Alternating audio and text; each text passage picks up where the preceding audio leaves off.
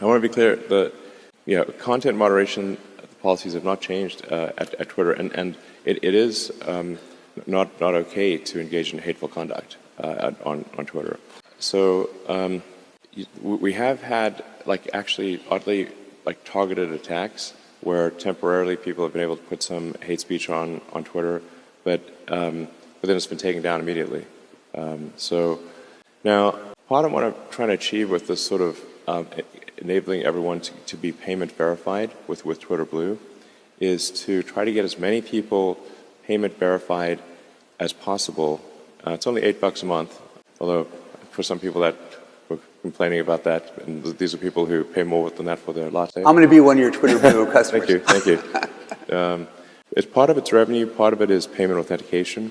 And so if somebody, because there is a huge problem with spam and bots and trolls on Twitter, and organizations trying to manipulate public opinion, and just generally making the system worse.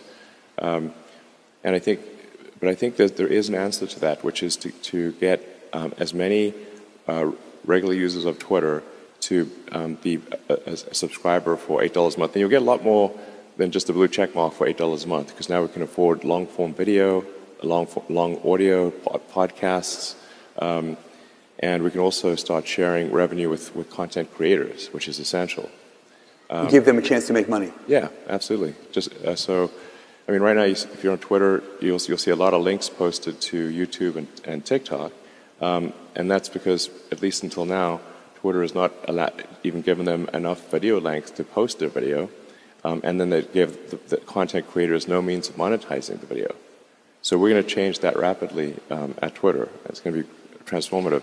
But if we can get enough verified users, and we're going to prioritize Twitter search, replies, mentions by verified users first. So if you're payment verified with a blue checkmark, then you're prioritized. And so this is the point of this is to make crime not to pay, because right now to create a bot on Twitter costs less than a penny. So the cost of crime is so cheap, and that's part of why crime and hateful conduct pays. But if somebody risks losing even $8, it's too expensive to now have 100,000 fake accounts, because they have to spend $800,000 a month, as opposed to $800 a month. So, and then we also, since we're using payment authentication, we're piggybacking on the authentication system of the payment system, and we're also piggybacking off of Apple's authentication system, which is another layer of security. So the net effect will be, over time, that the verified users will pretty much always be at the top of comments and search, and you won't really see, you'll have to scroll far to see the unverified users, which will be the bots and trolls and whatnot. And this is sort of analogous to Google search.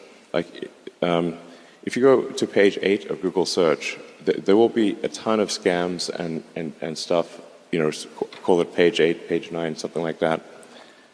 But the thing is that Google search results are so good for page 1 that you never go to page 8.